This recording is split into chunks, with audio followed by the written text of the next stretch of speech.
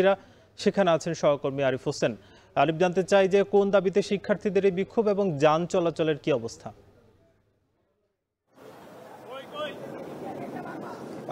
সাকিব, আপনি নিশ্চয়ই জানেন যে এই 7 কলেজের শিক্ষার্থীদের একটি স্বতন্ত্র পাবলিক বিশ্ববিদ্যালয় ঘোষণার যে বিষয়টি, সেটি কাগজ আকারে অর্থাৎ গেজেট আকারে চাইছে শিক্ষার্থীরা। এর জন্য গতকালকেও কিন্তু তারা সন্ধ্যার পর থেকে অবরোধ করে রেখেছিল, 7:30 পর্যন্ত রেখেছে। আজকের 3:30 থেকে কিন্তু তারা অবরোধ কার্যক্রম শুরু করেছে। আমরা দেখেছি শিক্ষা ভবনের যে মোড়টি রয়েছে, সেই মোড়টির যেই চারদিক রয়েছে, চারদিকে যে রাস্তা সড়ক রয়েছে, সবকটিকে কিন্তু বন্ধ করে দেওয়া হয়েছে। এর ফলে সচিবালয়, মতিঝিল থেকে যেই সব অফিসগামী মানুষ যারা বাড়ির পথ ধরবেন অথবা যারা পুরান ঢাকাবাসী, তারা কিন্তু অনেকটাই বিপাকে পড়ছেন। তীব্র যানজট দেখতে পাচ্ছি আমি আশপাশের এলাকায় ছড়িয়ে পড়ছে। এছাড়া শিক্ষার্থীরা তাদের অবস্থানের অনড়। আমরা তাদের সাথে কথা বলেছিলাম, তারা বলছেন আমাদের শিক্ষা জীবন নিয়ে অনেকটা তালবাহানা করা হচ্ছে, কারণ কোনো কিছুই আমরা প্রতিষ্ঠিতভাবে পাচ্ছি না। সুতরাং তারা এইবার তাদের এই দাবিটি না নিয়ে তারা মাঠ ছাড়বেন না, এমনটাই বলছে। সেক্ষেত্রে যতক্ষণ প্রয়োজন তারা সকাল থেকেই কিন্তু বিভিন্নভাবে পড়তে পড়তে সেই 7 কলেজের শিক্ষার্থীরা শিক্ষা ভবনের সামনে আন্দোলন করে আসছেন। পরবর্তীতে তাদের কথা না শোনায়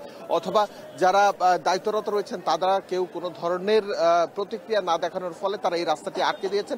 আমরা দেখেছি অনেক ক্ষেত্রে শিক্ষার্থীদের সাথে যারা সাধারণ মানুষ রয়েছেন তাদেরও কিন্তু একটা বাক বিতণ্ডা হচ্ছে। অনেক ক্ষেত্রে যে অ্যাম্বুলেন্সগুলো রয়েছে বিভিন্ন মাধ্যম থেকে, বিভিন্ন জায়গা থেকে এই পথ ধরে যাচ্ছে, সেগুলো কিন্তু কিছুটা বিপাকে পড়ছে, যদিও শিক্ষার্থীরা সেগুলো সরিয়ে দিচ্ছেন।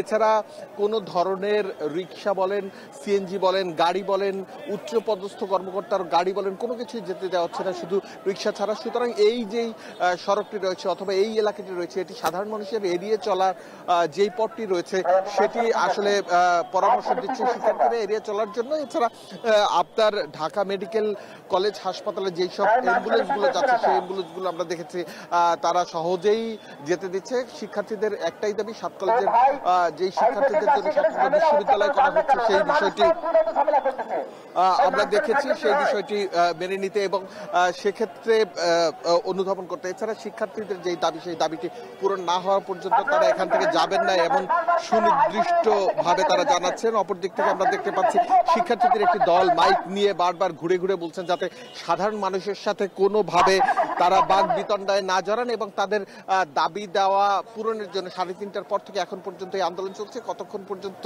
চলবে সেটা শিক্ষার্থী নেতৃবৃন্দই এখন পর্যন্ত নির্ধারণ নেবেন। কিন্তু এখন পর্যন্ত সরকারের উপরমহল থেকে তাদের যে দাবি, সেই দাবির পক্ষে আলোচনা করার জন্য কেউ আসেননি, এমনটা বলছেন শিক্ষার্থীরা। আরিফ হোসেন যুক্ত ছিলেন আমাদের সঙ্গে, জানাচ্ছিলেন শিক্ষা ভবনের সামনে 7 কলেজের শিক্ষার্থীরা অবরোধ করেছেন।